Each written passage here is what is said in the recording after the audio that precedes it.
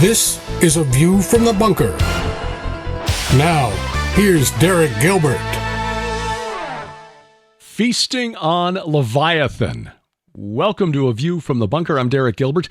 We have got a really fascinating program for you tonight, but first up, just want to remind you, take a moment if you could, especially if you're watching this program on YouTube, and we do appreciate you subscribing to our channel at youtube.com/Gilbert House. But if you would, take a moment and download our free mobile app when you get an opportunity. It's at gilberthouse.org/app. Just as a reminder, twice now over the last couple of years, the censors have gone into our archives, gone back 3 years this most recent time, to find something that was said. I'm not even sure what was said. All we are told is that it somehow violated community standards. And so there was a strike against the channel, which blocked us from uploading any new content for a week.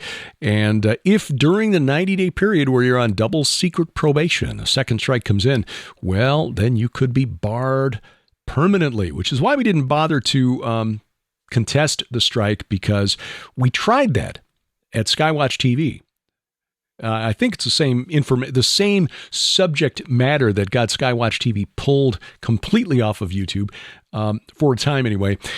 And we protested that, and that got the channel just completely barred. So rather than risk losing the opportunity to speak on Mars Hill, we're just taking the opportunity while we're here to remind you that you can bypass the gatekeepers and just get our app, because all of the content you're watching, if you're watching on YouTube, is available at our app, where it is hosted by a Christian company that is not going to censor what we say. So gilberthouse.org/app. It's available for iOS, Android, and Amazon Kindle Fire phones and tablets. We've also got a version for Roku and one for Apple TV as well, if you want to take it directly to your big screen. Of course, this app has the ability to cast the video content directly to your smart TV if your smart TV is compatible with either Google's Chromecast or Apple's AirPlay. Either one of those, you can take the video that you're watching on this program right now and shoot it right to your TV, your smart TV, wirelessly. It's really easy to do. It is the way of the future. But and I will say that the app also has some additional features that are really helpful. Like there is a Bible module on there with several different translations, and you can use it to read to you if you're in the mood to hear some scripture. Maybe you're driving and you just want to hear something other than political talk radio, arguing and making you angry. Listen to some scripture. You can do that with the Gilbert House app, thanks to the developers at Subsplash. Can't say enough good about them. And again, gilberthouse.org/app. This week's program just came up spontaneously this morning as we're recording it, and this is Tuesday before it is released. So a rather quick turnaround as these podcasts go. I try, not always successfully, but I try to work a little further ahead. When one of our guests reached out and said, we really need to dig a little deeper into this thing that we were emailing back and forth about this past week. And that was about a subject we're actually going to go into more depth on in just a couple of weeks with our next Iron and Myth series roundtable discussion. But this is going to deal specifically with one particular location rather than the subject as a whole. And it actually grows out of our Israel tour, which we had back in March. We visited a couple of sites, especially a couple of really interesting sites prior to the tour's arrival. Our expedition, which will be part of a video that we're working on right now on the geography of Israel and how it was really important to note where Jesus did certain things. Because these places have spiritual connotations, religious connotations that were well known to the prophets and the apostles that we don't know quite as well today. And I'm specifically talking about some megalithic sites just north of the Sea of Galilee in the ancient region of Bashan. And interestingly, this is where Jesus based his ministry, where he declared war on the unseen realm and where he declared his divinity. And joining me to discuss all of this and how this relates to the opening line of this program, Feasting on Leviathan, the author of the book Giants, Sons of the Gods, now available in its 10th anniversary revised and expanded edition, but more importantly, the pastor of the Reformed Baptist Church of Northern Colorado in Boulder, and a man who's done his some of his archaeological work there in the region of ancient Bashan, right at the foot of Mount Hermon, the site today called Banyas, anciently called Paneas. You might know it as the Grotto of Pan. He is the director of the Institute of Biblical Anthropology. We welcome to the program Pastor Doug Van Dorn and Dr. Judd Burton. Well, we'll call this one sort of an Iron and Myth light, as our good friend Brian Godawa is not with us today, but this is sort of a spur-of-the-moment conversation based on a note that you sent out this morning, Doug, as we're recording this. And as we've been going through some of the stories related to the areas that we were privileged to walk during our tour back in March, tour of Israel, and some of these locations, including one that most people aren't even aware of. It was only because of the archaeologist we were blessed to spend the day with, Dr. Michael Freakman, that we knew about this site on the bank of the Jordan River, about 2 miles north of the Sea of Galilee, called Kerbet Beteha, which literally in Arabic means ruins of Bethsaida. And its possible relevance to some stories that are very, very well known in Scripture, including the only one that's mentioned other than the resurrection, the only miracle that's mentioned in all four Gospels, and that is the feeding of the 5,000. Doug, what was it that you found in your study that got you excited this morning? So, well, I'm preaching through Luke's Gospel, right? And, I've chapter 8 in Luke, he talks about the storm, calming the storm, and then the very next thing is that he casts legion out of the man, and they go into the pigs, and then they drown in the sea. So there's all kinds of weird stuff going on there that we've talked about before. We could bring that up, I suppose, a little today because it's background, I think. And then you get to chapter 9, and he sends out the 12, and then they go to the surrounding areas of Sea of Galilee, and then they are told to go and cast out demons, which is pretty interesting, and then do all these healings. And then you have this thing in the middle with Herod that kind of seems out of place. And then right after that, you have the feeding of the 5,000, which is connected to the sending, because Jesus does the same things that the 12 were doing. And so that was last week that I was looking at that. And so, Derek, you're kind of the master of all things on that area, the Betania, the baptism of Jesus, the wilderness, the valley of the shadow of death, all this kind of stuff. And it just hit me that Jesus goes up to Bethsaida when he does the feeding, and that there's all this strange stuff that's circulating around with the valley of the shadow of death, the table. I started reading one of the Targums, and some of the stuff the Jews were talking about with Psalm 23. Matthew introduces that story with the Good Shepherd, and then John talks about how there was a lot of grass there, which is why he wanted to do it. Well, this is Psalm 23, 1 and 2. The Targum at that point starts talking about how God will feed them with the manna. And this is exactly what John's take on the 5,000 is about, is the manna from heaven. And then I started finding that Psalm 23 talked about feeding the people with Leviathan, a strange image. But Leviathan is there in the storm, right? With the whole idea of calming the storm, having mastery over Bale, the storm god, and then the sea, the Leviathan creature that's in it. And so this whole idea of feeding Leviathan with the 5,000. So I preached that last week, and Derek, I'd like for you to talk quite a bit more about that for kind of the first part of what we're going to look at here, and especially with the petroglyphs that Dr. Freakman discovered there that I think are probably related and may very well give us a location for where the feeding of the 5,000 was. And then today, I'm just sitting here struggling with how in the world am I going to present all the material with the Transfiguration and the confession of Peter, because there's so much stuff going on with Mount Hermon and Caesarea Philippi, and this is where Judd's expertise is right there. And I read this. I went to a harmony of the Gospels, is what I did. And it was an old 100-year-old harmony, and there was a footnote that the author had put in there about how Psalm 89 is has all this same language going on with Peter's confession. So you find the word rock, you find the word, there's some of the words that are here. You find the word church there. You find, what's that? Assembly of the saints. Assembly, yeah, the assembly of the saints, or the holy ones. You find, let me get to my notes here. You find the word build. You find the power of Sheol, which is a comparison to the gates of hell. You find in Psalm 89 the Davidic throne. You find the Son of God and the firstborn. You find Jesus calling Peter Simon Bar-Jonah.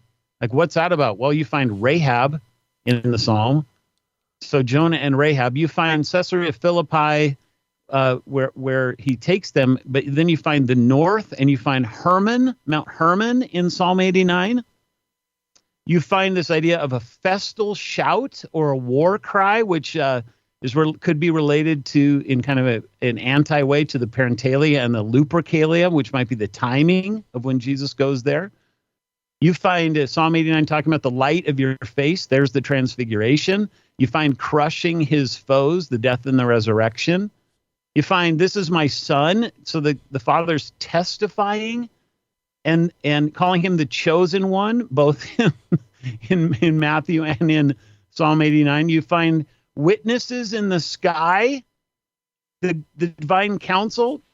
Curiously, he's called the Father, God the Father, by Jesus. Well, he's called Father El, Rock of our salvation, in Psalm 89, and he's called El in the council, Derek. Mm-hmm. El in the council. And where is all this taking place? On Mount Hermon? And then when you add Psalm 87 and 88 into this, you get the regions of the dark deep, you get the Rephaim, you get the grave of Abaddon, you get life in Sheol, you have resurrection imagery going on. It's just absolutely mind-blowing. And so I wanted to pick your guys' brain and kind of do it live, kind of going through these stories with Luke, first with the 5,000 and then into the confession of Peter and then the transfiguration, just to kind of say that, kind of see what in the world is going on and help me think through this a little bit better for my own sermon this week. But also, I think other people could benefit from this too. Well, it occurred to me when we were on our tour back in March and we were out on the Sea of Galilee and thinking about these sequence of miraculous events that took place one after another. I found a nice, sort of a very simplified harmony of the Gospels in terms of the order in which the miracles took place. And you see just prior to this, Jesus calming the storm, subduing chaos, Leviathan, but also subduing the storm god, Bale, who Jesus identified in Matthew 12, and also Revelation 2, the letter to Pergamum, by connecting Bale and Zeus to Satan, the storm god, as Satan. So in that one event of calming the storm, you've got the storm god and chaos, represented by the sea, subdued in one shot, and then immediately he casts Legion, the demons, into the herd of pigs. So these rebellious spirits, the demonic spirits of the giants destroyed in the flood of Noah, subdued. So the Nephilim, the giants, the Rephaim, destroyed. He returns to land, raises the daughter of the leader of the synagogue, Jairus, to life, so defeating death. And then the feeding of the 5,000, which again was a reversal of this idea that the dead ancestors, the spirits, which were in fact the demonic spirits of the giants, had to be summoned once a month by name and then fed through a ritual to sustain them in the afterlife. Jesus reversed that by saying, no, you eat of my flesh and drink my blood instead of you pouring out the blood of the grape and feeding the bread to your deceased ancestors to sustain them. You do this once from me, and you will be sustained in the afterlife forever. It's a complete reversal of that. All of this taking place in and around the Sea of Galilee, interestingly, and that region between the Sea of Galilee and Mount Hermon. But it wasn't until after we got back that we, Sharon and I, starting to look through the sequence of events, realized that the feeding of the 5,000 took place in a desolate place near Bethsaida. Now, we'd already been looking at that location, this megalithic site, Khirbet Beteha, sort of a smaller version of Gilgal Rephaim, as very possibly the location above the Jordan River, because the bank, descends, I think you noted about 100 feet from where that thing sits on the bank down to the river level. It's about 100 feet above the river. You've got this megalithic structure that, if it's dated to the same period of time as Gilgal Rephaim, is probably close to 6,000 years old, 4,000 years old at the time of Jesus and the apostles. We figured that was probably a much closer, a much better candidate for the location of Jesus' baptism than the traditional site, which is down near Jericho. When you look at the geographic clues in John chapter 1, where everything is taking place north of the Sea of Galilee. I mean, John is very specific. John, the baptizer, sees Jesus, behold, the Lamb of God who takes away the sin of the world. And the next day, John says, he's being followed by some of his disciples who begin to follow Jesus, including Andrew, who's, got a fishing business with his brother Peter on the Sea of Galilee. So it's not likely he's following John in the wilderness near Jericho, 90 miles away. So all of that taking place in this region north of the Sea of Galilee. And then realizing, oh, wait a minute, the feeding of the 5,000 took place in this area on a hillside outside the town of Bethsaida, a couple miles north of the Sea of Galilee. That area there, when you look at it geographically, Doug, and you'll remember this, and even if people want to go to Google Earth or Google Maps and look at the terrain view, you can see that valley there is fairly wide with hills on both sides. A rather steep hill just below that megalithic monument. But on the other side, you've got a nice slope leading up to a mountain that's a good 1,000, rises about 1,000 feet from the valley floor. Mm-hmm. So that they may have been on that side, because all of the Gospels say that after the feeding of the 5,000, Jesus sends the disciples ahead of him on a boat to cross over to Bethsaida. So it's possible that was the mountain that Jesus climbed to withdraw by himself, and then later finding the guys out, on the storm, and he walks across the water to them. But all of this activity concentrated in that area. And the fact that area, according to Israeli archaeologists who only been able to study this area since 1967 when they took it away from Syria, covered with megalithic monuments to the cult of the dead. So what is going on there, and what is implied by this and the connections to Psalms like Psalm 22 and the reference to the bulls of Bashan, but Psalm 23 especially, and the reference to preparing a table before me in the presence of my enemies, table being the shape of the very basic form of the dolmen, the trilithon. Which are actually the old Brenton word for a dolmen actually means a stone table. Exactly right. So, there's more in this than we realize. We've sort of been putting the pieces together slowly. As I'll say again, Sharon did a presentation on the 23rd Psalm about 3 years ago in Murfreesboro, Tennessee, and made this connection to dolmens and the 23rd Psalm. Although we were looking further south at the time at near the Dead Sea, where the base of that archaeological site, Tal El Hammam, which is probably the site of ancient Sodom, has got like 1,500 dolmens at the base of the site. And that is an area that, according to Scripture, is also known for supernatural activity. Mount Nebo was referred to by God as this mountain of the Avarim, or mountain of the travelers, which was a term used by the Canaanites for the spirits of the Rephaim.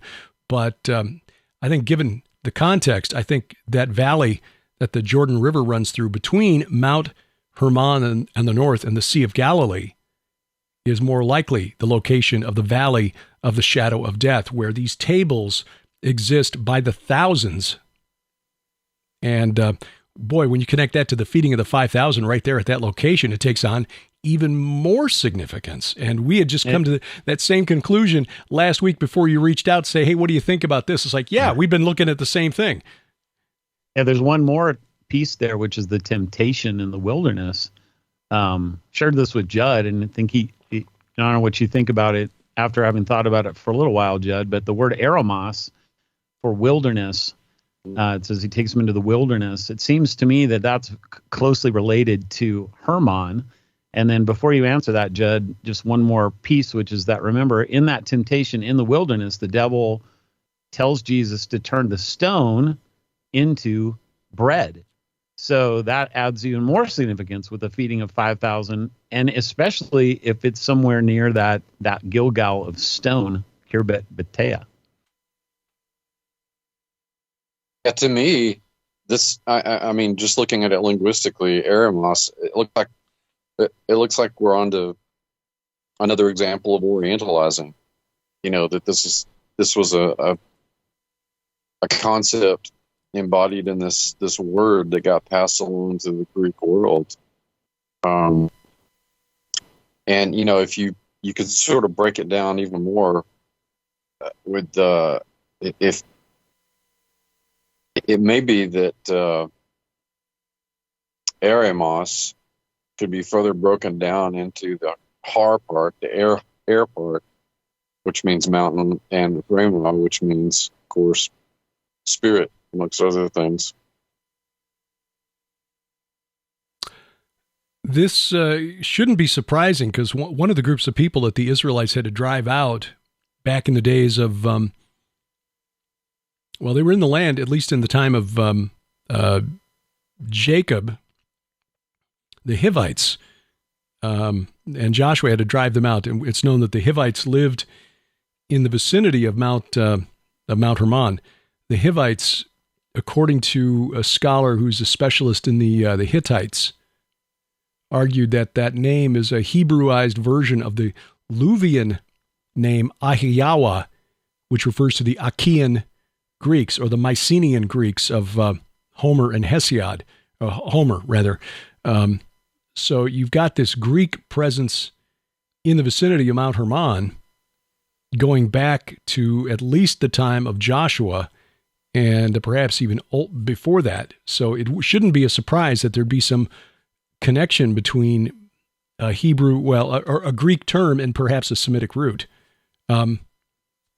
Scholar Amar Anus has pretty much argued the same thing with the term used by Homer and Hesiod for the men of the Golden Age when Kronos ruled in heaven, the Meropes Anthropoi, that first term Meropes deriving from the same root as Rephaim.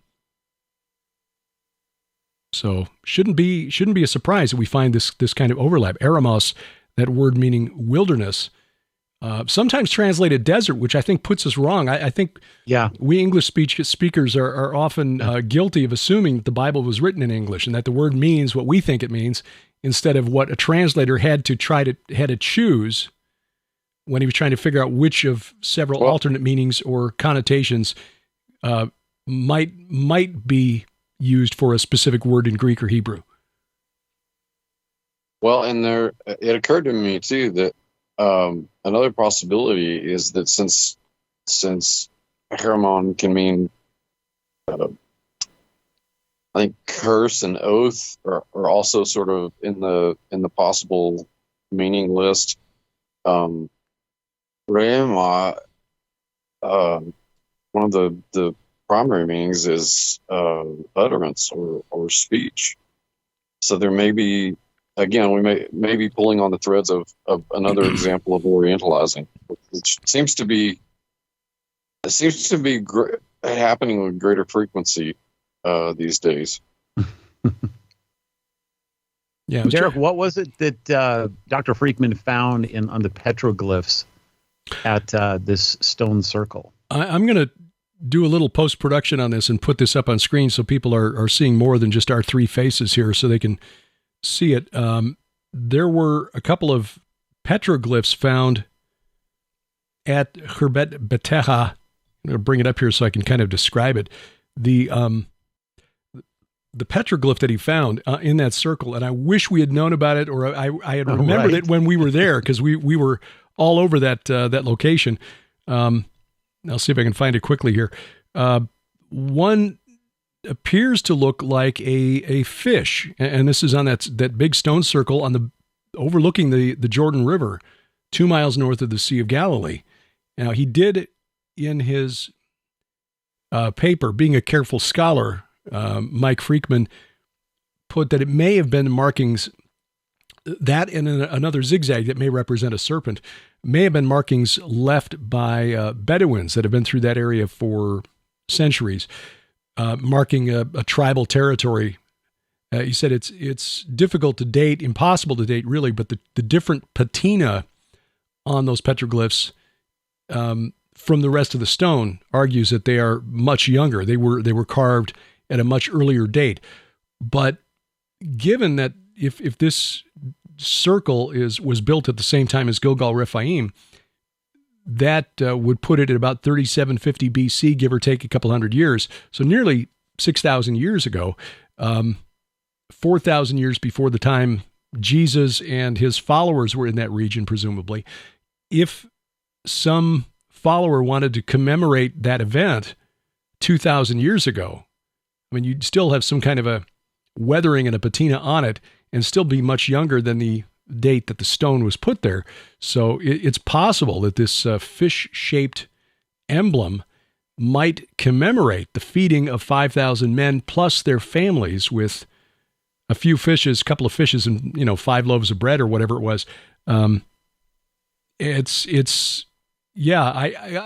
read that paper a few times, which is why we even went to that place, but I'd completely forgotten the mention of the petroglyphs until you brought this up this past week. It's like,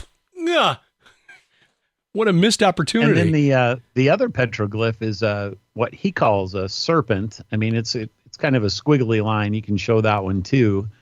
So maybe it is, maybe it isn't. But what struck me is that if the mythology going on here, and this has roots back in Isaiah 25, 26, 27, especially 27:1, which is kind of an end times prophecy of God crushing the Leviathan.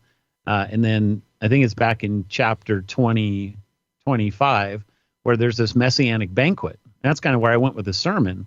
And then you start finding that there was all these traditions. You find it in Enoch. You find it in, I think, 2nd Baruch. You find it in 4th Ezra. And then you find it with the rabbis and so on. You find it in the Targum of the Psalm 23, that God at the end times banquet would feed the people on the Leviathan. And this actually has a historical precedent with Egypt in Psalm 74. Where he says, at the Dead Sea, I essentially fed the people on Leviathan. And so it's a metaphor. And some people had some question in our church about, well, I don't understand what that means. That sounds horrible, feeding, because if Christ is feeding himself with the manna, why would he also feed him with the devil, And that's not the idea. The idea is that he has conquered the devil. And so all that's left is a carcass. So what are you going to do with the fish carcass? You're going to eat it for food. So it's kind of a victory meal in that case. But the whole idea of there being also not just a fish there, but a serpent, how can you not think about the devil, Satan, the dragon, Leviathan, and that whole idea that John talks about when he talks about Leviathan. So, I'm not saying that one or both or, either of them have to be this, but it certainly is interesting to me that you have both the serpent idea and the fish idea present at the feeding of the 5,000, and then that happens to be the only 2 petroglyphs that they have found on that site. Yeah, that would be really coincidental if I was a coincidence theorist.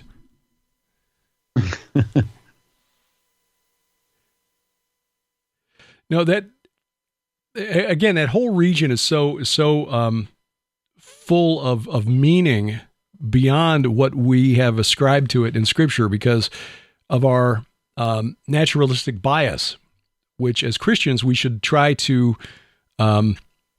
work beyond, to get beyond. Not that we should, see a demon crouching behind every bush or shrub or anything, but we tend to just ignore the supernatural explanations for things, and so we miss the significance of certain events or verses in Scripture. I mean, we've seen with the discovery of Canaanite texts over the last century that region around the Sea of Galilee and that valley, the Hula Valley, that's the valley between Mount Hermon and the Sea of Galilee, the Jordan River runs right through it, was a big swamp back in the day, but about 70 years ago, the Israelis began draining it to get rid of the potential for malaria. Now it's a protected wetland where birds will, migrating birds will land and flock there. Very rich farmland right now, but it was known in the Canaanite texts for being the place where Bale had Congress, shall we say, with a cow just before he met Mot, the death god, and was dragged off to the netherworld temporarily. There's another reference to it in one of the other texts where Anat, the war goddess, is hunting there. But the Sea of Galilee is clearly in view in the story called the Epic of Akkad, where the son of a king is killed by the war goddess because he won't give up his magic bow. And it's probably referenced, or the geographic references in that epic clearly refer to the Sea of Galilee and the region around it. It was known to be there was something supernatural about that region, which we could just dismiss as, well, just myths and fairy tales, except that John was baptizing there and Jesus chose to get baptized there and performed a whole mess of miracles there, essentially declaring war on the cult of the dead outside Bethsaida and declaring his divinity at the base of Mount Hermon. Yeah, which takes us right into the next couple of stories, doesn't it? It's interesting to me when you read Luke that he skips about 2 chapters from Mark and Matthew at that point. After the 5,000, there's a whole bunch of more that happens. And for whatever reason, Luke just skips it. And he goes right to the feeding of the 5,000, or to the confession and then to the transfiguration with a prediction of his death in the middle.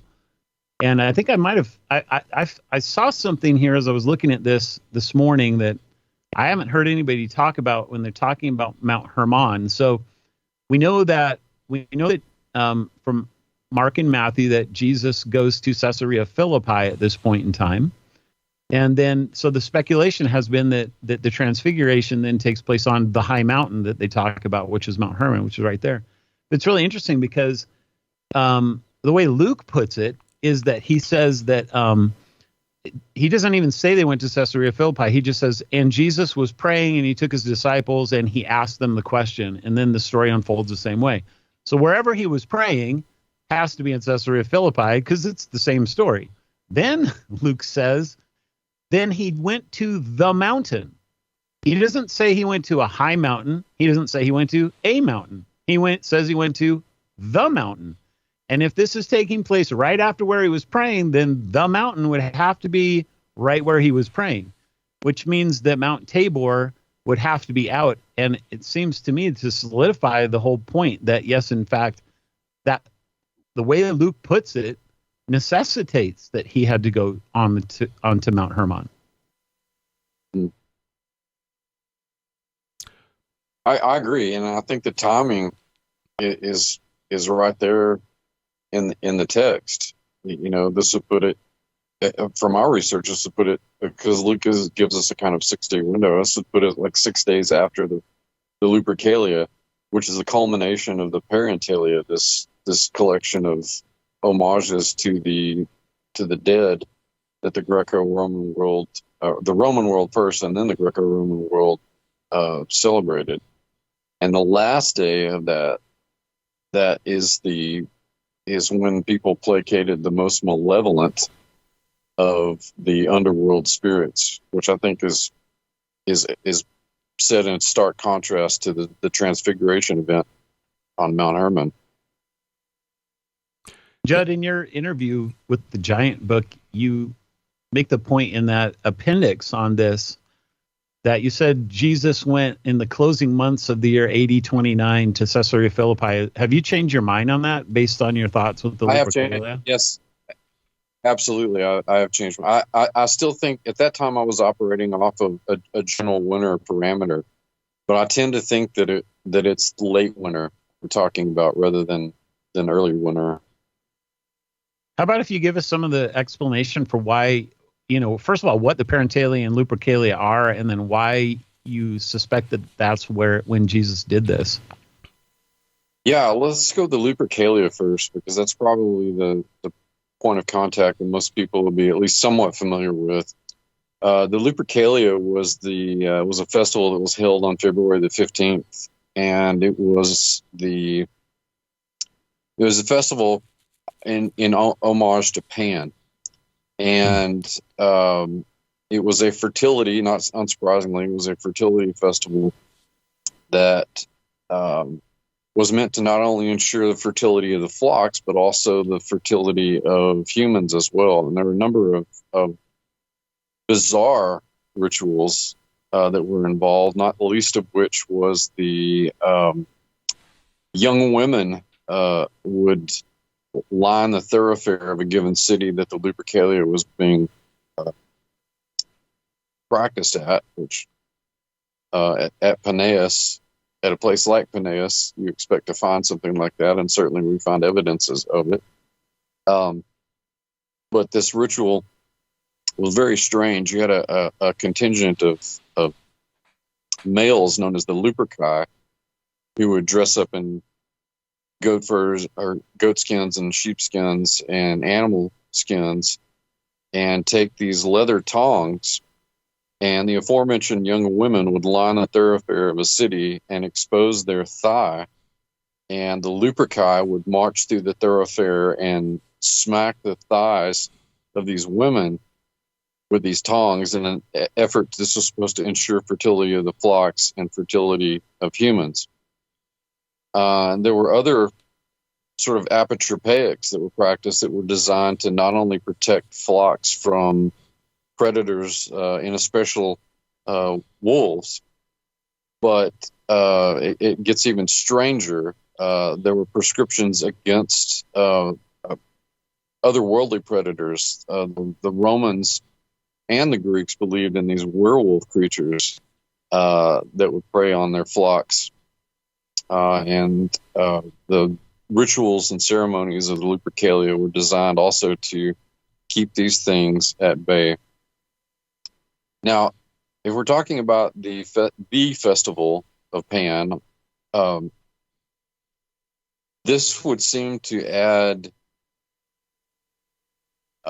a more nuance to the arrival of Jesus at Caesarea Philippi, because you've got this sort of war of the shepherds taking place, the good shepherd versus the God of the shepherds.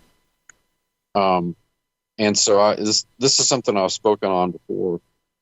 I've spoken less so on the Parentalia issue. Parentalia was a festival that lasted during the middle of February, and it coincided. In fact, coincided with the Lupercalia. In fact, the Lupercalia is kind of the zenith during the Parentalia. But the last day of the Parentalia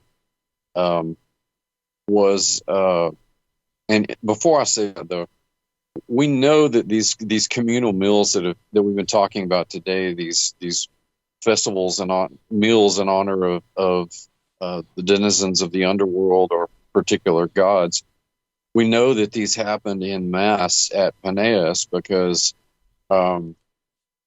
even when I was working there were still a lot of debitage, just layers and layers and layers of broken earthen vessels that people had brought to, in this case, Pan, but ostensibly in other locations for other rites, which would have included the Parentalia. So we know that these kinds of festivals were taking place over a number of centuries, arguably millennia, but at least for the Greco-Roman phase, for centuries. But getting back to the Lupercalia and the Parentalia, the last day of the Parentalia was 6 days after the Lupercal. Put it on February the 21st, and it culminated in a series of rites that were designed to placate the most menacing and malevolent of these underworld spirits. Given the pacing and timing of what Jesus is doing at Caesarea Philippi, certainly the Lupercal was the first festival that jumped out at me. That, oh well, if he's firing shot over the enemy's bow, then this would make sense in terms of sacred time. Why he would choose yet another reason why he would choose Caesarea Philippi to make these statements. But it also occurred to me that it might be possible to dial down with more exactitude why this was the time that Jesus and his disciples were in Caesarea Philippi, because of the parentalia that coincides with the Lupercalia. And at the end of the stretch of days for parentalia, you've got people trying to keep the most menacing and violent of these spirits at bay, while Luke tells us that Jesus is ascending Mount Hermon for the Transfiguration event. And so here you've got these two things which couldn't be more dynamically and polarly opposite taking place at Mount Hermon. And so I think, in my estimation from my research, I think that this is probably the best case scenario for the exact timing of when Jesus and his disciples were at Caesarea Philippi and why they were there in terms of sacred time and sacred space.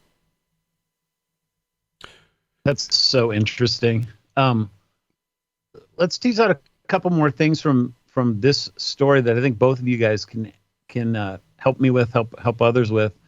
First of all, my understanding is that Mount Hermon was was known not just in among the Babylonians and Canaanites and others, that this was the place where El held council over with the 70. Is that correct? Yeah, according to Edward Lipinski, who's a Belgian scholar, very well known, he described it as the Canaanite Mount Olympus.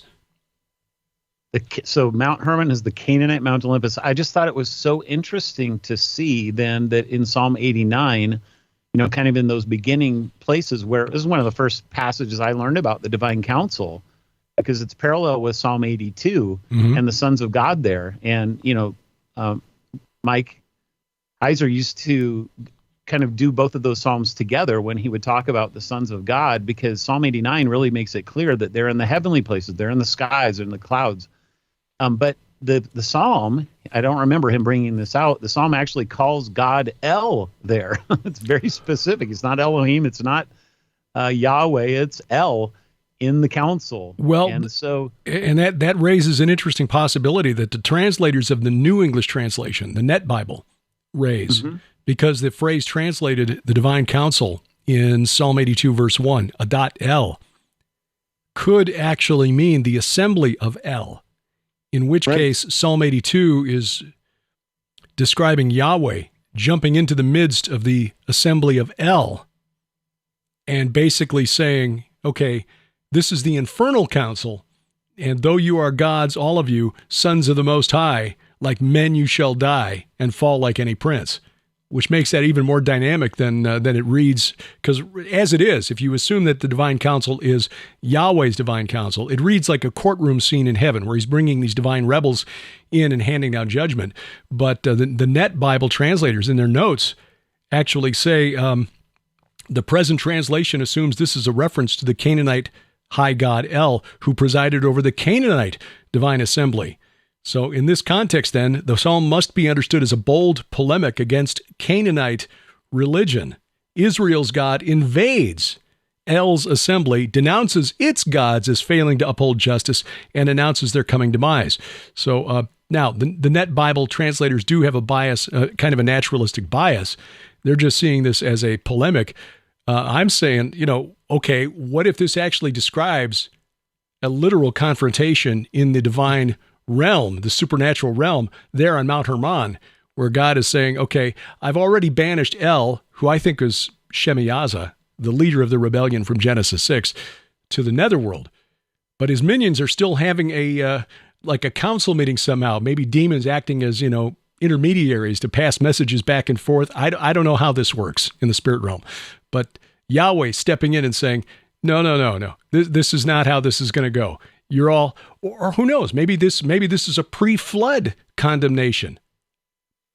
Don't know. But I think it's more literal than what we've been taught. Certainly Mike thought so, but there may be a whole nother level to this. If you see a .L as not just the divine counsel of Israel's God, but Israel's God basically bursting into this infernal council of rebellious Elohim and pronouncing judgment. Yeah, and into that very kind of an idea is what I think could be happening with the Transfiguration. Yeah, with kind of the reversal of the divine counsel and the bringing now up of God's people to take their place. Because here you have on Mount Hermon, then you have Jesus referring to his Father. So that's the equivalent of El. Not that they're the same, but that this is a battle. This is a war that's being waged. And then the Father is then pronouncing or giving this testimony, this is my Son in whom I am well pleased. Listen to him. This is the equivalent of what's going on in the Psalm 89 of all this testimony stuff going on about who this firstborn is going to be and how God is going to establish his throne forever and how he's going to crush his enemies under his feet. And then how there needs to be a faithful witness in the skies. And it says, like the moon, it shall be established forever. So you have the moon and you have the skies. You have this whole idea of a testimony, and it's taking place, it seems to me, on the place of the Canaanite high council of gods, which is what the beginning of the psalm was all about. So, and that makes Psalm 68 even more interesting. Psalm 68, beginning at verse 15, O mountain of God, mountain of Bashan. But as Mike pointed out, Mike Heiser, Har Elohim can mean mountain of the gods. And in this context, that's probably what it does mean. Mountain of the gods, mountain of Bashan, O many-peaked mountain, mountain of Bashan. That's a reference to Hermon, which is the highest peak in a chain of mountains, the anti-Lebanon mountains. Why do you look with hatred, O many-peaked mount, at the mount God desired for his abode, yea, where Yahweh will live forever? Why are you looking at Mount Zion and being jealous? The chariots of God are twice 10,000, thousands upon thousands. The Lord is among them. Sinai is now in the sanctuary, or perhaps the Lord comes from Sinai in holy splendor. You ascended on high, leading a host of captives in your train and receiving gifts among men, even among the rebellious, that Yahweh God may dwell there. Essentially describing a confrontation there at Mount Hermon. The chariots of God invading Mount Hermon, it seems, and leading a host of captives away in his train. If I'm reading it and understanding that correctly. Here we have, so Derek, in your view, El is Shemiyaza, and then I read, Judd, you were talking about how sometimes Pan is conflated with Azazel. And these are the two guys that are the instigators of the rebellion in Enoch. Yes. So and one is at the bottom, one is in the cave of Pan, and one is at the top, ruling from the top. What do you guys think is the significance of having both of those entities in Enoch and then have them right here at play at Mount Hermon? Well, to me, I mean, you have the general of the operation, Shemiadza, but you also have another war master who's peculiar insofar as that not just because he's instrumental in introducing a warcraft to humanity, but he's also a master of witchcraft, because he's more culpable, although we don't have all the details of that. He's more culpable than the other fallen watchers for the entire Genesis 6 episode. Are you talking about Shemiyaza or Azazel there? Well, Shemiyaza being the general, and then Azazel being unique insofar as that he's not only a military master, but he's also a practitioner and master of witchcraft. Is he like would you say he's kind of like a high priest? Yeah, I absolutely. You could describe him as the priest zero in this case for the cults that exist in the region. I've speculated that perhaps Shemiyaza fulfilled that role and that he is the one in view in Ezekiel chapter 28. Every precious stone is I don't think the two have to be mutually exclusive. That's not to say that I agree with you, Derek. I think that Shemiyaza is the high priest here, but certainly that doesn't exclude that role or a role as a priest for Azazel. And certainly, if they thought they had that kind of authority and respect in Eden, there may have been some discontent with God creating this new jewel of a planet and then giving dominion to the human children of Adam and Eve. Balls of mud. Yeah. Well, very interesting, and I think that there is a case to be made. There's a really good analysis of the Epic of Akkad, which I mentioned earlier, by an Israeli scholar, Baruch Margalit, who argues that the geographic clues contained in this Canaanite myth, which was found in what is now Syria, near the border of Turkey on the Mediterranean coast. So a long way and a couple of mountain ranges away from the Sea of Galilee and the Hula Valley, that valley connecting the Sea of Galilee to Mount Hermon, and putting this epic of this story in that region, connecting it to Bashan and the Sea of Galilee, and arguing that the two deeps of El's abode, which he identifies as the heavenly waters, the clouds and the waters above, and the subterranean waters, the watery abyss below, said those two deeps of El's abode could be in the vicinity of, if not underneath, the Sea of Galilee. But certainly Mount Hermon would be a really good location for that as well, because you've got the cloud layer above, often connecting to the mountaintop, and then the Grotto of Pan at Caesarea Philippi, where the Jordan River used to emerge. So you got the waters below and the waters above also connecting there at Mount Hermon. Here's another interesting one I came across with the intros to Psalm 88 and Psalm 89. So one of them is written by Heman, one of the great names of the Old Testament. But Heman the Ezrahite is what he's called. And then the next one is written by Ethan the Ezrahite. So these are the only two times that Ezrahites appear in all the Psalter. And so the question is, what's an Ezrahite? And I went and looked up a few dictionaries, and one of the suggestions is that they're pre-Israelite figures known for great wisdom, that the word actually means a native. And so the suggestion was that they were Canaanites who had come into, I guess, basically become Jews, converted. And these are the two that are responsible for writing Psalm 88 and Psalm 89. That puts a totally different spin on it. Wow. No doubt.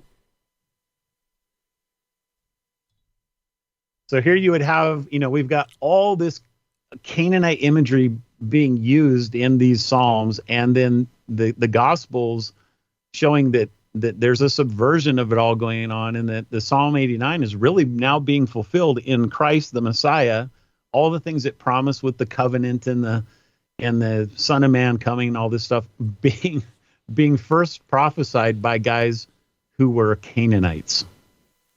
Huh.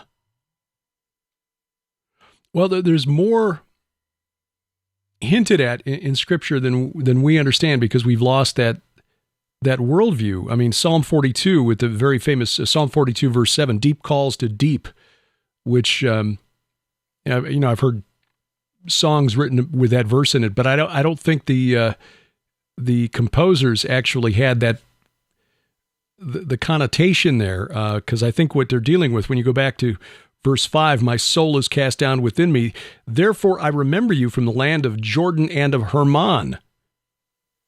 from Mount Mizar, which may be another peak in that range of mountains. Deep calls to deep at the roar of your waterfalls. And that sort of calls to mind that waterfall that we visited, Doug, when we were there very near the site of ancient Avel Beth Ma'akah, which where the waters of Dan kind of overflowed to go down into that valley, the Hula Valley, which was very near, according to the book of First Enoch, where Enoch delivered the judgment of God to the weeping angels, the weeping watchers, the waters of weeping, Avel Ma'im, in the book of First Enoch. But again, the translators of the New English translation, I like reading the Net Bible for the translator's notes, because they actually explain, here's why we chose this meaning, although it could mean this, and we're not really sure. Psalm 42, verse 6, they translate this way: I am depressed, so I will pray to you while I am trapped here in the region of the upper Jordan, meaning the Jordan River in the region of the Hula Valley, between the Sea of Galilee and Mount Hermon. From Hermon, from Mount Mizar. And they note that the next line indicates the region of the upper Jordan where the river originates is in view. This is essentially enemy territory. This was the valley, according to archaeologists, surrounded by these megalithic stone tables, dolmens. More than 1,000 of them have been found that ring this valley. And then at the north end of that valley, you've got Mount Hermon, which was known to the ancient Israelites, the Jews, to be the Canaanite Olympus. It's where the gods of their pagan neighbors met, up on top of that mountain. And again, we could dismiss all of this as just a bunch of myths and storytelling, the Canaanites' imaginary friends, except that Jesus based his ministry there. And when you read the sequence of events in the scriptures, and as you point out, Luke sort of leaves out some stuff in the sequence of the miracles that take place, but in between the feeding of the 5,000 and then going out onto the Sea of Galilee and demonstrating his mastery over Satan, the storm god, Bale, by calming the storm and calming the waves, representing his mastery over chaos, and perhaps also over Shemiyaza / El, if in fact the two deeps of El's abode are below the Sea of Galilee. He goes to the region of Tyre and Sidon in Lebanon and heals the Gentile woman's daughter, the Syrophoenician woman, who said that, it's not right to give dogs the food from the table, but, even the dogs eat the crumbs. And Jesus says, your faith has made your daughter well, and, heals her. So he goes there. And then on the way back, when you look at the maps of the ancient, ancient Galilee, the road returning to his home base in Capernaum on the north shore of the Sea of Galilee would have gone right past Banyas, but instead of or Caesarea Philippi. But instead of going there, he went back to the Sea of Galilee first, right, fed 4,000 more, right, healed a blind man at Bethsaida, and then he walks back to Caesarea Philippi, which is a 30-mile walk through the hills, which probably took 2 or 3 days. So it wasn't like, hey guys, while we're in the neighborhood, let's just stop in. It was a special trip. And as Judd pointed out, it was done at a certain time of year for maximum effect. All of his followers had to be thinking, teacher, why are we here at this pagan place at the height of this pagan celebration?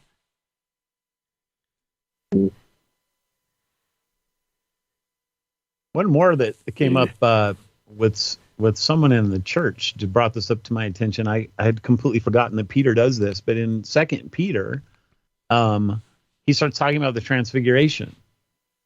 This is my beloved Son with whom I'm well pleased. And he says, we ourselves heard this very voice born from heaven.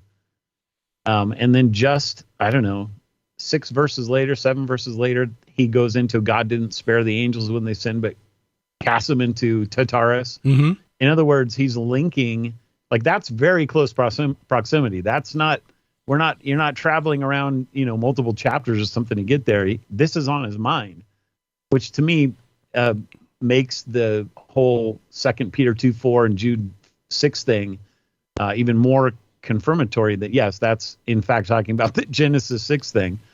But it's interesting because he says that we were with him on the holy mountain. Oh. And I'm curious what you guys would both think of that word holy mountain. I've read that, Hermon was viewed as obviously the holy mountain by the pagans, and that it can mean holy or sacred, but it also can refer to the whole idea of destruction, devoted to destruction, stuff like that. So what are your thoughts about it being the holy mountain? I've even got that highlighted in my Logos Bible software, but I didn't remember it.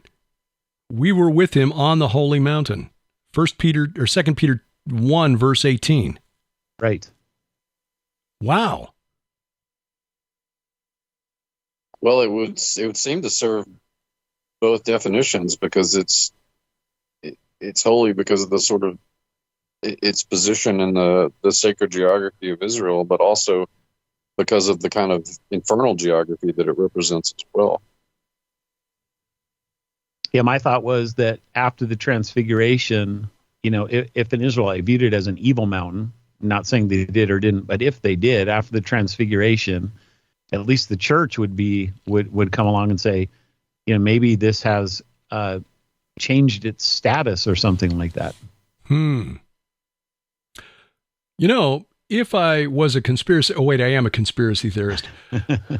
I would wonder if this wasn't perhaps why the United Nations had chosen to put an observation post right on the very place, the location of the highest man-made place of worship on planet Earth, which is on Mount Hermon, that temple where Sir Charles Warren found that stone, the Watcher's Stone, I guess you could call it, by order of the Most High and Holy God, those who swore an oath proceed from here. Because, you'd think that at some point throughout history, Christians would have tried to put something up on top of that mountain. Instead, I don't know how Mount Tabor came to be known as the Mount of the Transfiguration when all the geographic clues point to Mount Hermon. And what's funny, in Psalm 89, you actually have Hermon and Tabor, the only two mountains that are mentioned. Right. So you have the north and south, which can be the two mountains up in Turkey and Syria, the mountain of Bale, and then you have Hermon and Tabor. So that maybe something is going on there, that because definitely some folks see Tabor and Psalm 89 and then the Transfiguration. They've connected that, but those same people, they're not connecting the Hermon thing because they think it's Tabor. Mm-hmm. But makes you wonder if that was maybe an origin of the confusion or something like that. Well, how do we put a bow on this one? The geographic clues in Scripture, when we start, pulling on these threads and realize that so much of this was taking place in the north of the Sea of Galilee.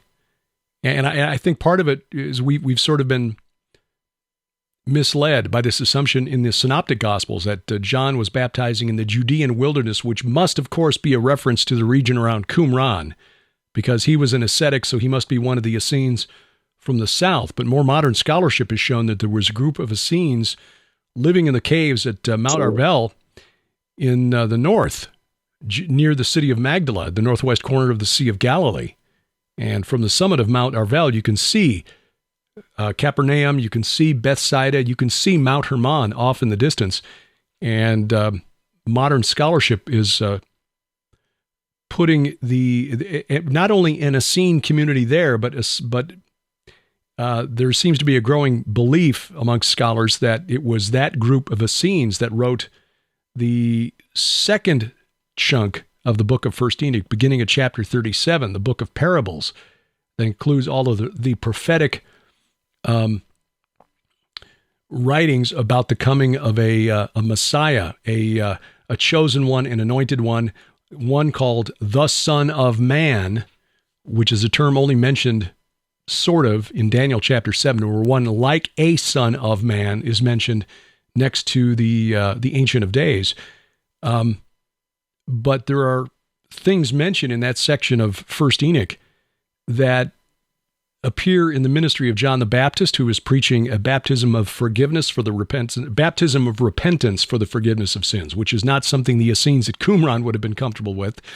And this label, the Son of Man, is one that Jesus applies to himself. In fact, he does it at Caesarea Philippi, according to Matthew, when he asks the disciples, "Who do people say the Son of Man is?" Which And their converted descendants would seem to support that notion too, and in addition to the recent scholarship, because there were Elkosites and Ebionites that lived in the Golan and Upper Galilee as well. Okay. In later centuries.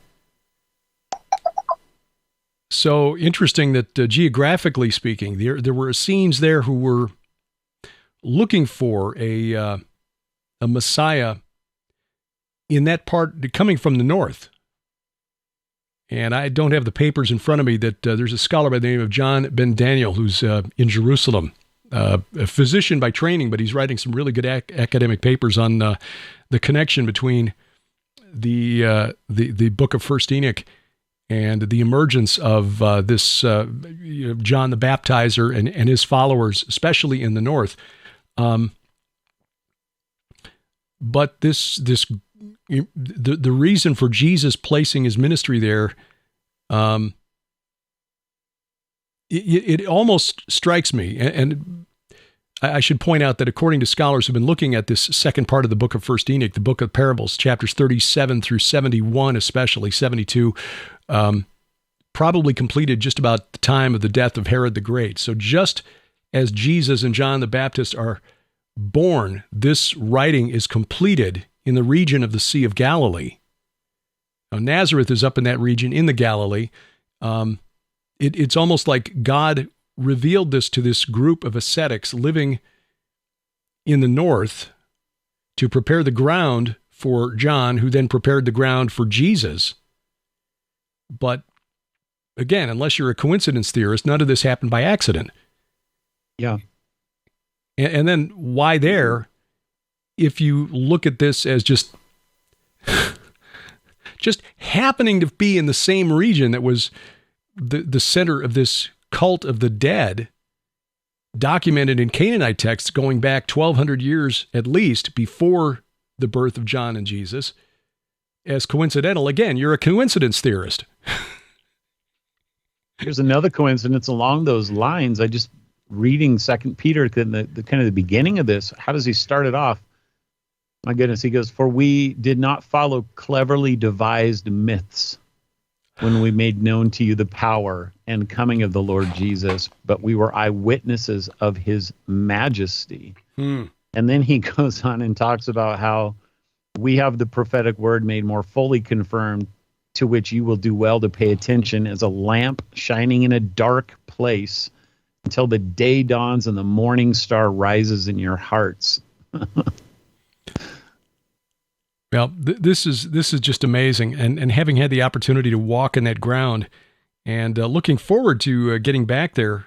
Well, we'll keep doing this as often as we're physically capable of doing it, and I suppose this is as good a time as any to just encourage people to look at their calendars for the year 2025, because you are looking at the three, and then Sharon sitting in the other room would be four folks who will be taking you to Israel in March and April of 2025, and what we're calling the Iron and Myth Tour of Israel, to show you these locations, because it's just amazing. As we walked around that location, Doug, at Khirbet Beteha, and thinking, okay, this is really fascinating from a megalithic historical perspective, but thinking that maybe there was something really, really significant that happened down there in that valley down there where the Jordan River is flowing was amazing. I mean, from that site, you can see the Sea of Galilee 2 miles to the south, and you can see the mountain off on the western side of the valley, which might be the mountain where Jesus retired after feeding the 5,000, and realizing that Jesus chose that location or an area somewhere near there for a specific reason that was thousands of years in the making at the time he walked this earth. It's remarkable that the scholarship is coming together to kind of lead us and help us to piece these clues together and see that there's more to this supernatural war than most of us were taught when we were coming up in church. Yeah, remarkable is the best word there, Derek. I mean, the work of both of you guys has just been so incredible to me. and just thinking about all these traditional sites and how, like you said earlier, the desert, having that as a translation when wilderness makes the only sense, because John says there was a lot of grass there. You don't find a lot of grass in the desert as far as I know, but just those kinds of little things. And then, people speculating, well, maybe the feeding the 5,000 happened way back over by Capernaum or something like that. It makes absolutely no sense. And so many of these are kind of that way. Okay, but it's like they're stretching it. They're trying to force it. And the church has kind of done that with a lot of tradition because, early on at some point, I suppose somebody came along and just said, well, this is where it was. And they slapped a church on it and they never thought twice about it. But when you start and go back and dig and you find where these things most likely really were happening, and then you start to see there's a whole story behind the geography. There's a whole story behind the timing of it. It just makes the whole thing come alive in just incredible ways. Yeah, it was interesting reading the reason that site near Jericho is to this day considered the traditional location, and the United Nations has now approved it, and the government of Jordan has allocated something like $300 million to turn it into a tourist site. God bless them. The Jordanians need, every revenue source they can get because they don't have much there in the way of natural resources except for sand. But the early church theologian Origen in the early 3rd century was responsible for that location, because even though he admitted in his writings that the best available texts of the Gospel of John, John 1:28, which read that these things happened at Bethania, where across the Jordan, where John was baptizing, or Bethania beyond the Jordan. Nobody knew where Bethany was other than the one on the Mount of Olives, because that's the only one anywhere in the vicinity. So Origen said, well, it must be Beth Abara. Even though the texts say this, I'm going to change it to something else because now 200 years later, I can't find it. So it must be wrong. And that's why the King James translation to this day reads Beth Abara in the King James, because Jerome, when he translated the Vulgate, followed Origen instead of going back to what the original and the best and oldest Greek manuscripts read. But as Lieutenant Claude Condor in 1877 wrote, Bethania, probably just a transliteration of the Roman name from the 1st century, Botania, which is Bashan, across the Jordan. And considering that Jesus' first 3 disciples were from Bethsaida, Andrew, Peter, Philip, that makes a lot more sense than assuming that he was baptizing 90 miles away and Andrew following him 90 miles away. And I don't know, scurrying back home every night to, help Peter on the fishing boat. That doesn't make any sense. So yeah, this whole region in the north as this supernatural battleground, going back to the time of Bashan, and knowing that the pagan neighbors of ancient Israel knew that this was the location. Was it like 5,600 dolmens on the Golan Heights, and then more than 1,000 just around that valley between Mount Hermon and the Sea of Galilee?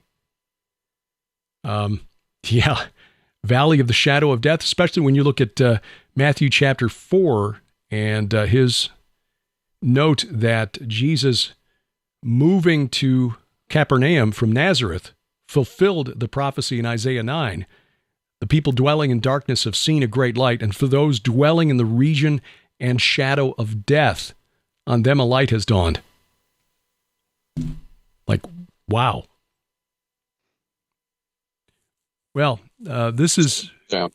Yeah, I know. I mean, I wish I'd had a pastor like you, Doug, when I was growing up, because church would have been so much more interesting. 45-minute sermon? Yeah, bring it on if there's stuff like this in there.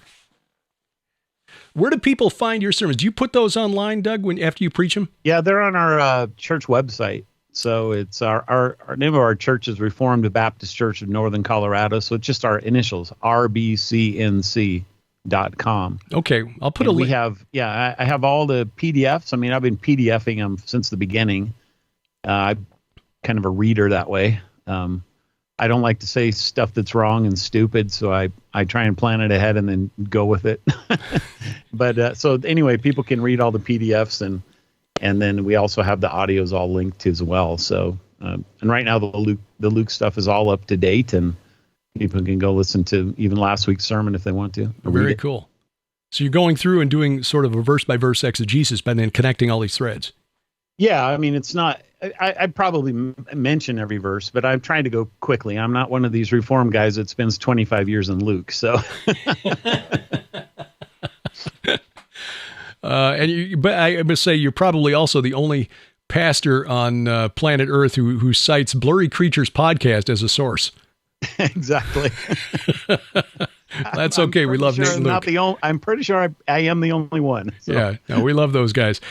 Dr. Judd Burton, Pastor Doug Van Dorn, back in just a couple of weeks as part of the full Iron and Myth team. And check the notes for links to their websites, especially links to Doug's recent sermon series going through Luke chapter 9 and all of this. Man, fascinating stuff. And one more thing for that sermon last week, Judd had done just something remarkable with Psalm 23. Maybe you can tell folks about it. Oh. I have it in that sermon, so it's the only place you'll be able to read it as of right now.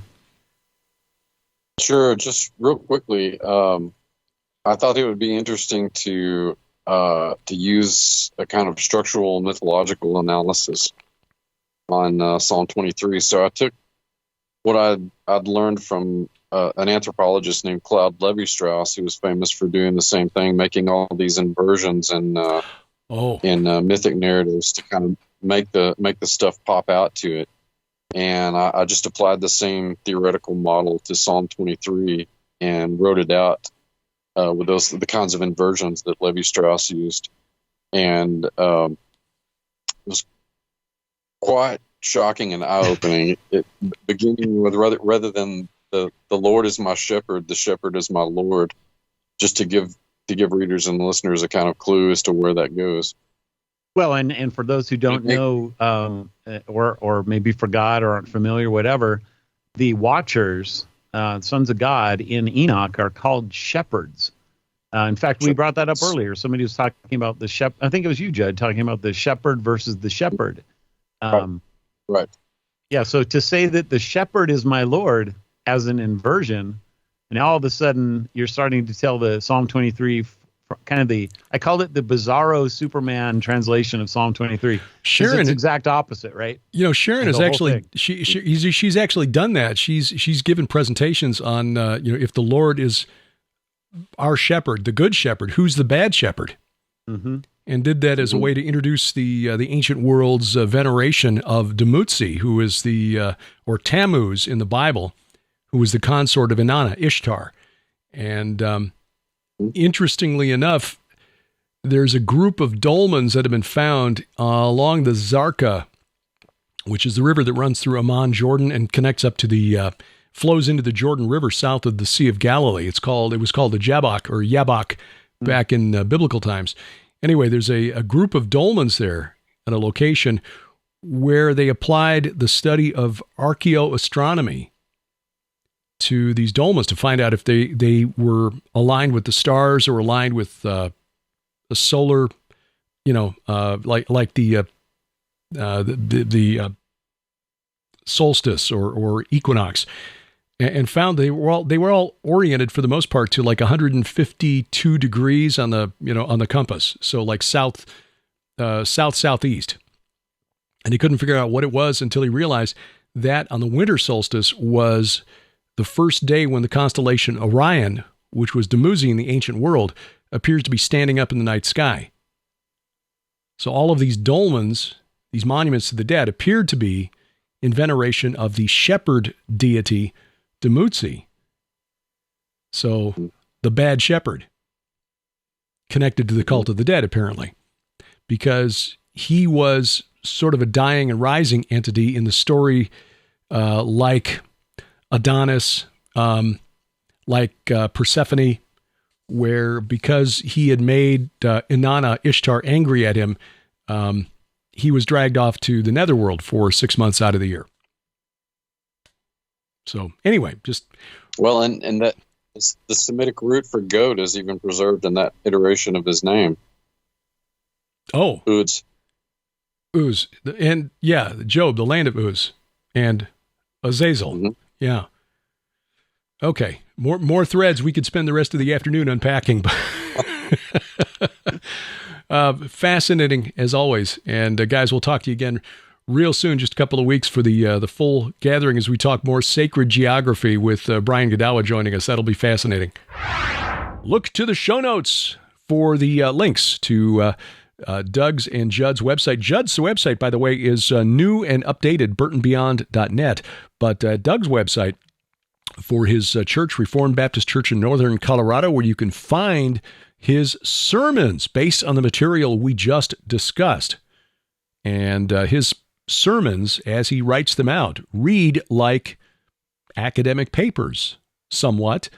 Academic papers, but written in a conversational tone. So easy to absorb the information. And wouldn't church have been a lot more interesting if your pastor had been teaching on this when you were a kid? Yes, I can say it would have been true for me. Well, when is terrorism not terrorism? Apparently, it's when you agree with the politics and especially the gender ideology of the people making the threats. Yes, bless their pointy little heads. Straight ahead as A View from the Bunker continues.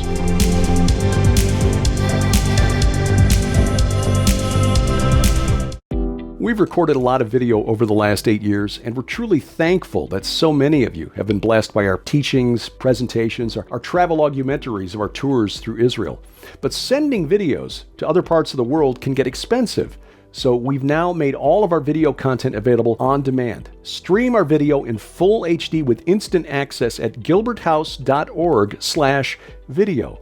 And during the months of May and June, you can save 20% with promo code VIDEO20 at checkout. That's VIDEO20. Video on demand for as little as $3 for 7 days access and 20% off with promo code VIDEO20. But if you prefer DVDs, that promo code works for you too. Log on to gilberthouse.org/store, use VIDEO20 at checkout, and save 20% on all DVDs. 20% off all streaming video and DVDs with promo code VIDEO20 at gilberthouse.org.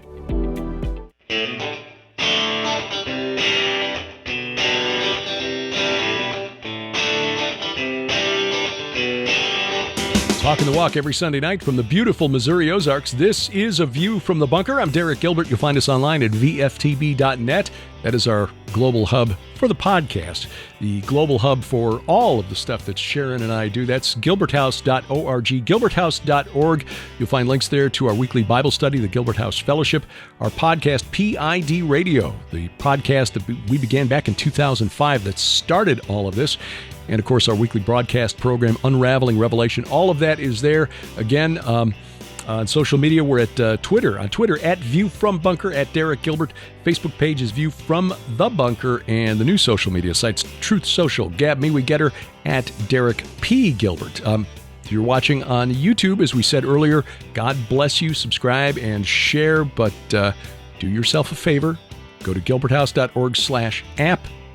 Download our free mobile app to your smartphone or tablet. That way, we will never be canceled. You can also add us to Roku or Apple TV.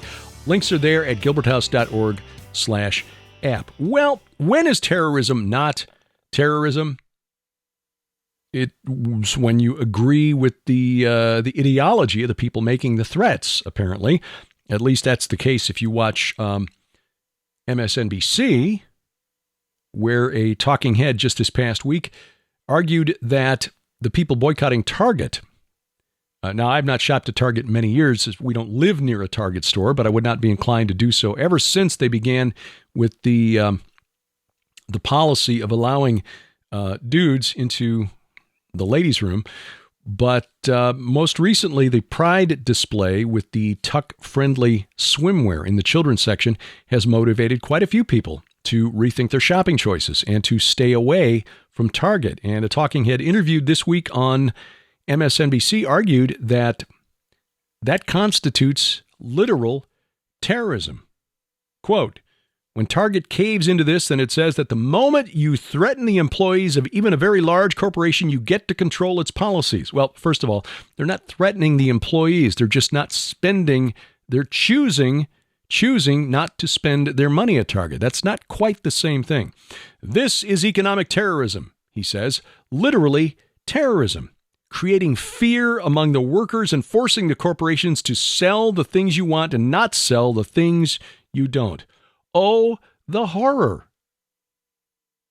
Compelling corporations to sell you the things that you want to buy and not sell you the things that you do not want to buy, as opposed to being forced to buy the things they want to sell and not sell the things that you want to buy. Apparently, in this gentleman's world, that is the way things ought to be. Now, this is what we call free market capitalism, which is the economic system that's produced an unprecedented level of prosperity here in these United States. Now, that's been shrinking since the 1970s. That's a whole nother story. But be that as it may, the idea that people should be allowed to make choices where they spend their money and on what they spend their money is literally terrorism in this man's view, and MSNBC saw fit to give him a platform. Meanwhile, it's been reported that literal bomb threats made to Target stores kind of, lost in the news shuffle because, there's so much to talk about with Ukraine and the budget crisis and all that stuff. 5 Target stores, 4 in Ohio, 1 in Pennsylvania, literally threatened a week ago, Friday, via email with bombs. And reading literally from the email, quote, "We will continue to bomb your targets until you stop cowering and bring back your LGBT merchandise. We will not be erased. We will not go quietly," end quote. This, the corporate media just sort of glosses over, no biggie, while at the same time giving a platform to a man who describes actual free market capitalism as literal terrorism. Well, that kind of says everything that you need to know about their worldview. Capitalism equals terrorism, to which we say, bless his pointy little head. Well, it's the challenge to try to talk about these things without really ranting. There's enough of that in social media, talk radio, cable news, etc. Don't need more of that from me. But there are days it's a little more difficult than others, especially when you're dealing with topics that affect the development of children who've really become a battleground here in just the last 5 or 6 years or so. Skywatch TV's virtual conference continues. That is the One World Rising virtual conference. You can still sign up, get 90 days access. My presentation is on how the World Economic Forum's Great Reset Initiative is regressive. And when I say literally regressive, I mean I'm comparing it to the kingdom of Nimrod from more than 5,000 years ago. You get access to all the presentations, plus as a free bonus, 6 full-length feature documentaries from Skywatch Films. 90 days access. You watch them in any order you choose, and you can do that at defenderconference.com, defenderconference.com. Just a couple of weeks away, we will be at His Call Ministries. That is June 9, 10, and 11 of 2023. This is in Sparta, Missouri, or actually just outside the town of Sparta, which is between Springfield and Branson off of US 65 here in the Ozarks. Sharon and I will be there for the weekend, and our focus will be on our research into the literal valley of the shadow of death, kind of what we were talking about with Doug and Judd during this program. We'll show you video and images from our tour of Israel and explain why that geography is really relevant to understanding what the mission of Jesus, what he was trying to accomplish, and how it will finally be accomplished. This, again, is going to be a rather intimate gathering, 100 people or less. But you can find out more and sign up. Do it quickly, though, if you're interested, because we've had a full house the last couple of years that we've been there at hiscallministries.com. Again, June 9, 10, and 11, Friday night, Saturday, and Sunday morning at the Finley River Ranch outside Sparta, hiscallministries.com. July 28th and 29th, we're looking forward to this gathering. It's the Go Therefore Conference in Brookville, Ohio. Need to update my notes here. I noticed that last week I didn't have the Didn't have the sign on the screen updated correctly either. Still says Brookline, and I don't know where I got that. Brookville, Ohio, which is suburban Dayton. This is the conference put together by Dr. Mike Spalding every year. L.A. Marzulli, Dr. Michael Lake, Pastor Casper McLeod, Dr. Sherry Tenpenny will be there. Definitely want to get there to hear her speak. David Heavener, Dr. Greg Reed, Vicki Joy Anderson, Kenny C., David Paxton, Randy Conway, Nathan Branham, Tom Dunn. So a real interesting mix. We'll be talking the coming end game of history. Sharon and I will be talking more about what we just learned in Israel and how that archaeology helps us to understand the mission of Jesus even better, but spiritual warfare as well. Dr. Greg Reed, Vicki Joy Anderson, Tom Dunn. Boy, that's some powerful stuff that weekend. L.A. Marzulli and Dr. Michael Lake for that reason, or for that matter as well. Find out more and sign up online at gothereforeconference.com. Gothereforeconference.com. Now, our Tour of Israel 2024, March 31st through April 9th, with special guest Timothy Alberino. Take advantage of this opportunity to see the Holy Land in a very unique way. The optional 3-day extension over to Jordan, you want to go with us there as well to get the look that Moses saw, his only look of the Holy Land from Mount Nebo, and find out why it was called the Mountain of the Travelers. As we mentioned during the program, travelers being a term used by the Canaanites for the spirits of the Nephilim, the Rephaim. This will be March 31st through April 9th, 2024. Lipkin Tours putting this together. Best tour guides in Israel. And again, they're willing to take us places that no other tour will go. So do join us next year. You'll find out more online. Gilbertsinisrael.com, Gilbertsinisrael.com, or gilberthouse.org/travel. And as we teased during this program, we're already setting up a 2025 tour, the Iron and Myth Tour of Israel in 2025. That'll be late March in 2025, and we hope we see you in the Holy Land. Thank you for taking time out of your schedule to watch or listen wherever you are consuming this podcast, whether it's YouTube, Apple Podcasts, Google Podcasts, Amazon Music, iHeartRadio, Spotify, Spreaker, Stitcher, wherever fine podcasts are sold. We appreciate a review, a like, a thumbs up, and especially your prayers. Our announcer, the inimitable DC Good, and A View from the Bunker is a production of Gilbert House Ministries and released under Creative Commons Attribution, Non-Commercial, No Derivatives 4.0 International License. Why? Because we wrestle not against flesh and blood. I'm Derek Gilbert, and this is A View from the Bunker.